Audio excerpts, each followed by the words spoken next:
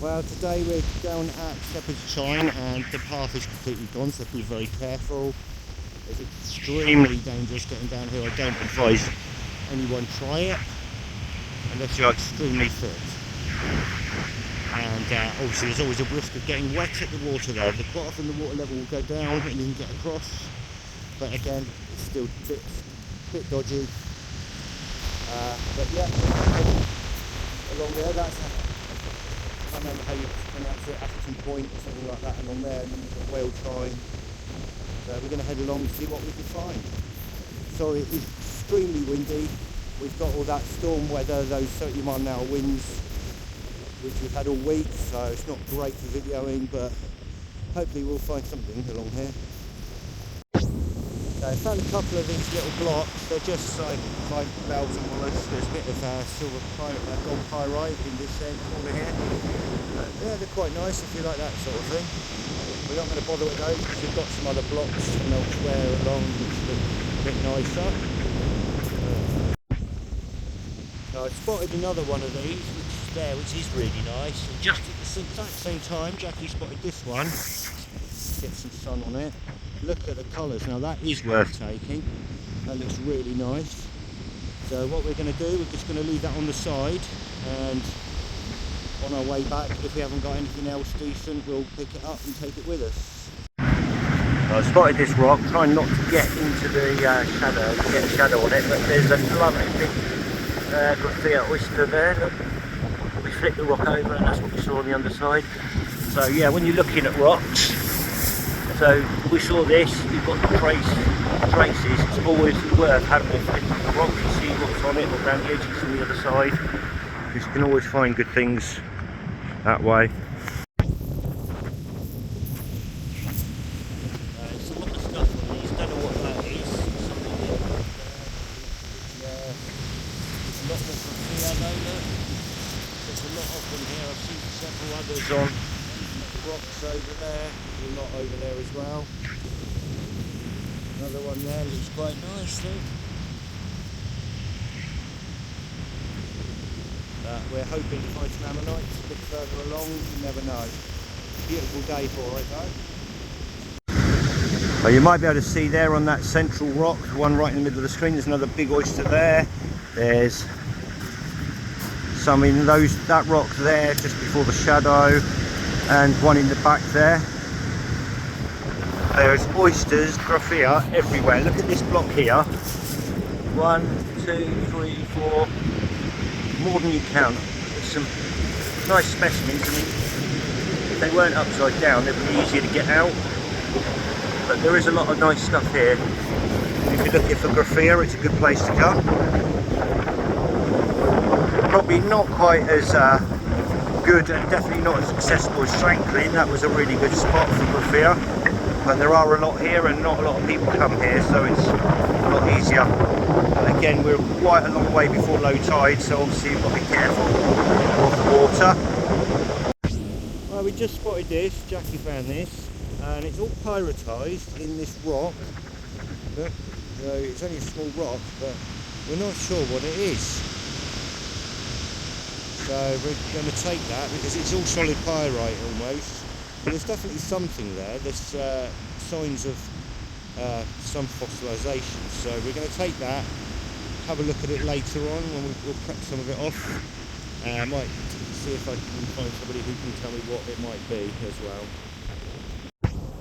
So just down here, there's loads of loose rocks on the front of the beach. And I mean, there's stuff in all of them. But we spotted this with both sides of the shell, one of the flat oysters, and it's all complete in there, as you can see, and there's the other edge of it there. So just showing, so I'm just leaning with my finger there, where that sand is, this is the edge of the oyster there. So we pulled that out. We saw this as well, but it's a weird shape. I don't know if that, I think that might not be complete. That was on the edge of the same rock. Now this could be the internal part of an oyster, or it could be a piece of coral, we're not sure, but looking at the lines that going through, might be a bit of coral, so might be worth having a look at that, cleaning it up. It's only tiny, it's not going to weigh anything in our bag, so Yeah, we'll take that. Definitely going to take this one. I'm not sure about this one though. But yeah, really nice that. That's going to look beautiful when it's cleaned. I'll do a video on that one as well. Might even add it to the end of this video if I have time before I release the video.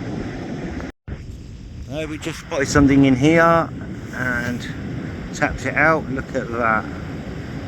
Beautiful bivalve.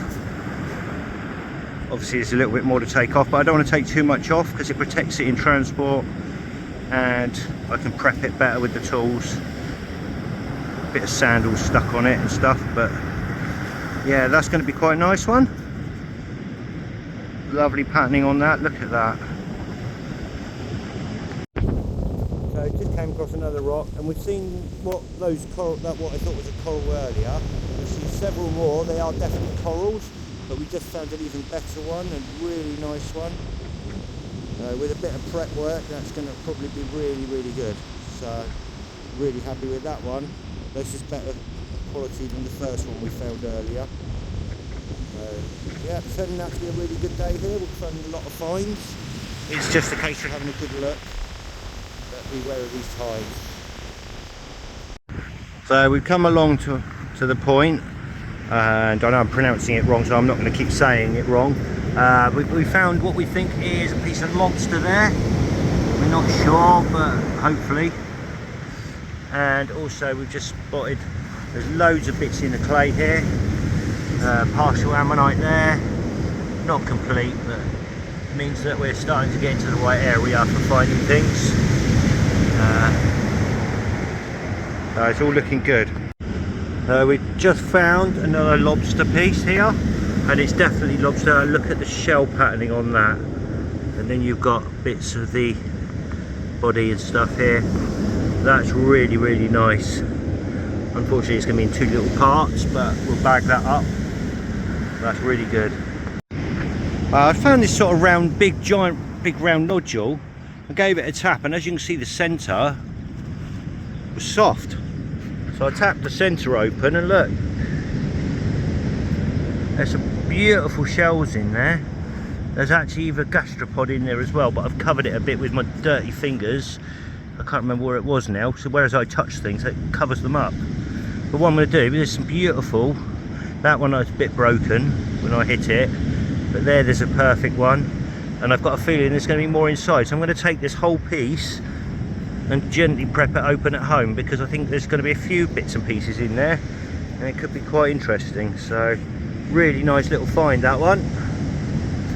I just spotted some more bits, so sorry about the shadows. So I've got these two little gastropods, which are really glassy almost, and I found some really pyritized shells as well that were really nice, so they're going to be worth taking. Really good. Jackie just found this shell, and it's a lovely bivalve, but what is really peculiar, it's actually pyrited. What's peculiar about it, which you don't normally see, it's pyrited in the open position. Now that was in the clay, it is pyrite, it's solid metal, you can see it's pyrite on the inside there. That is really something special. I've never ever found one in the open position before, even when it's in rocks. They're usually closed up, so that's quite good. I like that.